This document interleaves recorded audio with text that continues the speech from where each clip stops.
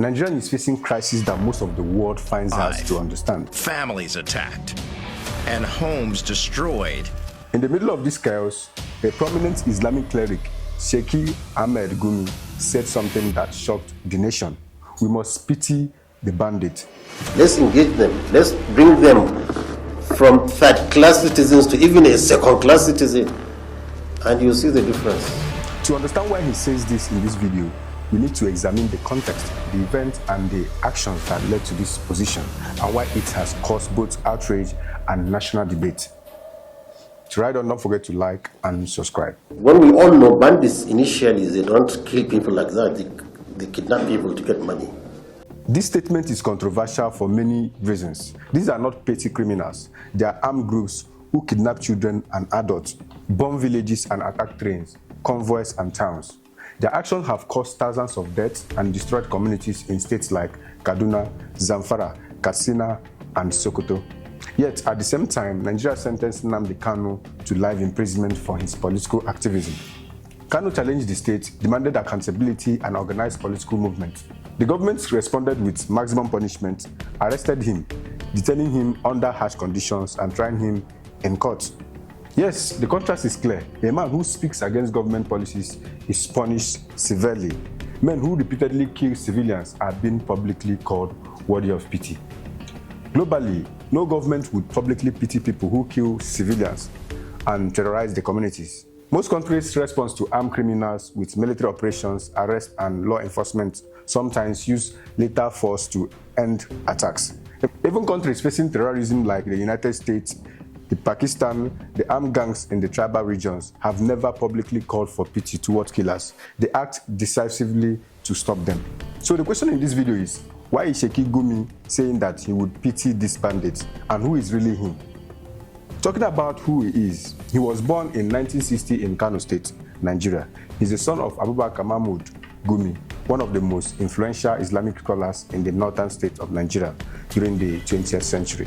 From the early age, Ahmed Gumi was trained in Islamic studies, Arabic language, and Islamic jurisprudence. His father was a public figure who often engaged with both the government and the religious communities, which exposed young Gumi to public service and leadership.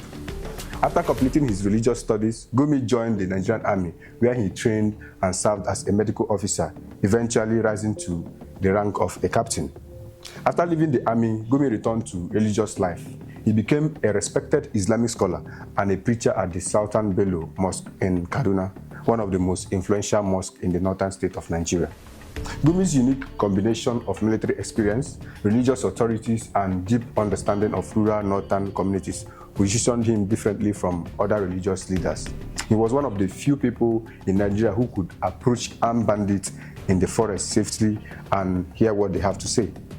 In 2021, when the northern states were experiencing unprecedented level of kidnapping, village raids, and killings, Gumi decided to engage directly with the bandits.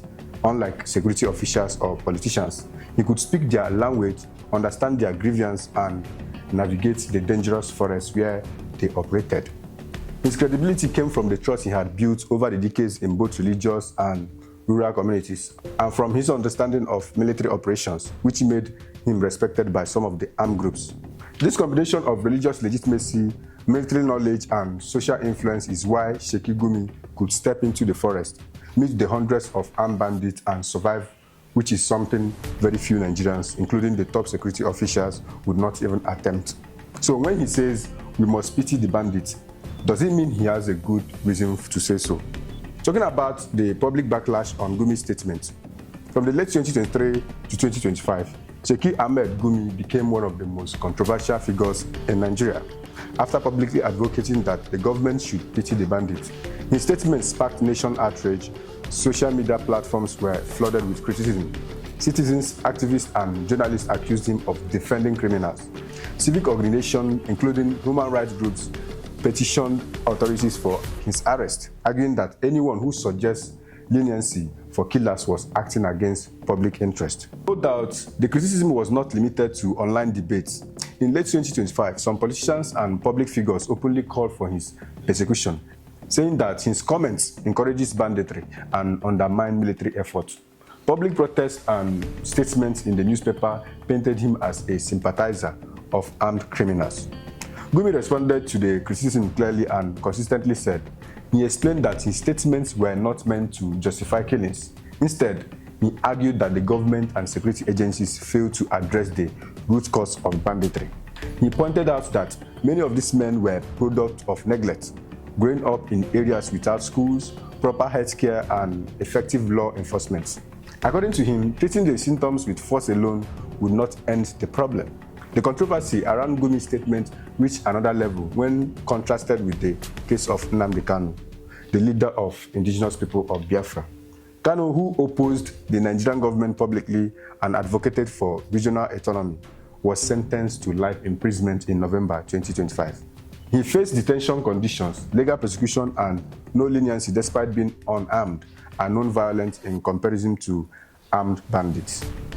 Critics ask, why does the state act decisively and harshly against political dissenters while seeming to excuse or negotiate with people who repeatedly kill civilians? By 2025, Gumi had become a lightning rod. Supporters saw him as truth-teller, highlighting the structural failures of the country. Opponents saw him as dangerous, someone normalizing criminality. The harsh clash between this persecution made him one of the most polarized figures in national discourse about security and justice. In conclusion to all this, around the world, government treats armed criminals, terrorists, and organized gangs with clear, uncompromising actions. In the United States, groups involved in mass kidnapping, shooting, or terror activities are swiftly targeted by the law enforcement or the military. But here in Nigeria, we face challenges with the armed bandits in the northwest. States like Zamfara, Kaduna, Katsina, and Sokoto have experienced repeated raids by heavily armed groups. And even though the Nigerian government has deployed military operations, including airstrikes, group raids, and arrests, aiming to dismantle these criminals, despite this effort, the situation has persisted. Bandits continue to strike villages, and communities remain very vulnerable. This creates a contrast between the global standard of addressing criminals and the Violence Act, and ongoing struggle in Nigeria. While other countries act decisively to stop armed gangs, in Nigeria, there are discussions about negotiation and understanding. Military force is applied inconsistently.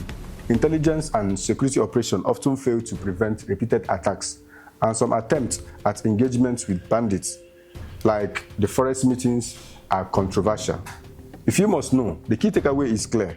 Most countries respond to criminals with decisive force, leaving no room for sympathy. But in Nigeria, the combination of systematic neglect and public debate on understanding bandits has created a unique and dangerous situation, leaving the bandits more bold and deadly than they used to be. So if I must say, stay safe and stay alert, and may God bless you. If you love the truth and wants to be part of the truth, don't forget to like and subscribe. Till next time, bye for now.